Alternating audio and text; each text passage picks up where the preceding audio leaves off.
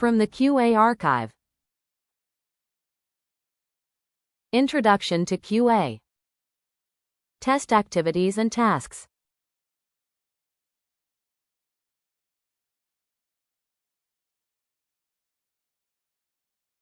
During a typical software development lifecycle, SDLC, the testing process may include some or all of the key groups of testing activities outlined below. Although these activities may appear to follow a sequential order, they are often performed in parallel or iteratively. Different projects may apply these activities in varying ways and at different stages of the lifecycle.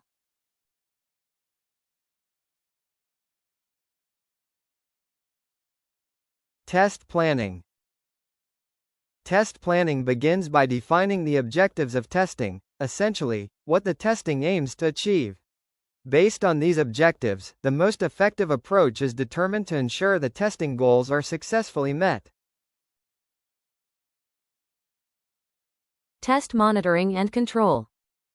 Test monitoring involves continuously tracking all testing activities and comparing actual progress against the test plan. Test control uses this information to take corrective actions when necessary, ensuring that testing objectives are achieved within the required timelines. Test analysis. Test analysis focuses on determining what needs to be tested. This involves examining the test basis to identify testable features, defining and prioritizing test conditions, and assessing associated risks and their levels. It also includes evaluating the testability of both the test basis and the test objects. Test design. During test design, test conditions are transformed into detailed test cases. This activity includes identifying coverage items, defining test inputs, and applying appropriate test design techniques. It also involves specifying the required test environment and test data.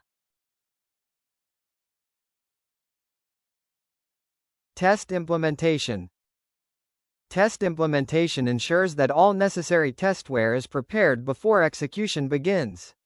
This includes organizing test cases into test procedures or test suites, which may be manual or automated. These procedures are then scheduled in a way that maximizes testing efficiency. Test execution.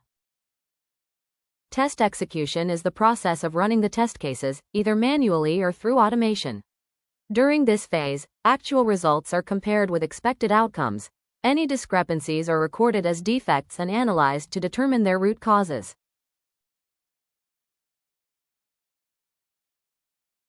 Test completion. Test completion activities typically occur at key milestones within the SDLC. These may involve reviewing unresolved defects or change requests, evaluating testware for future reuse, and sharing relevant artifacts with stakeholders. An important part of this phase is capturing lessons learned, which can provide valuable insights for future projects.